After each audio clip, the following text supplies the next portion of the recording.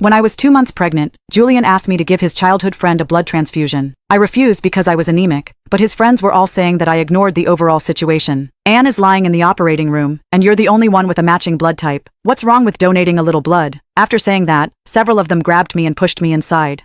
A fleeting moment of sympathy crossed Julian's eyes, but he steeled himself. It's just a blood transfusion. Our child will be okay. I stopped struggling. A tear slid down my cheek. After the transfusion, I dragged my weakened body to the gynecology and obstetrics department to have an abortion. I stayed in the hospital alone for 3 days after the surgery, while Julian remained by Anne's side all the time. My womb was empty, but the pain was piercing my heart. I ran into Julian, Anne, and many of his friends when I got discharged. I was carrying my backpack alone, but Anne had Julian to help her walk. Julian momentarily paused when he saw me. Why are you still at the hospital? Nothing. I hid the miscarriage and walked out the door with a pale face. We'll leave together, he said, grabbing my arm in a tone that left no room for argument. Anne quickly entered the front passenger seat when we reached the car. Then she said with an innocent expression and sparkling eyes, Scarlett, I just had stomach ulcer surgery and got carsick easily. Could you please let me have this seat? I didn't argue and opened the door to the back seat, but his friends all rushed in. Now, 3 grown men squeezed into the back seat at once. They stared at me with hostility. Scarlett, Anne is still weak. We'll all come to your house to take care of her. I looked toward Julian in the driver's seat. His face was stiff, but he didn't say a word to refute them. I smiled bitterly as the sound of cicadas filled the air. How could I still have expectations for this man? Julian's friends hated me. They thought he was perfect for Anne and saw me as a villain trying to break them up.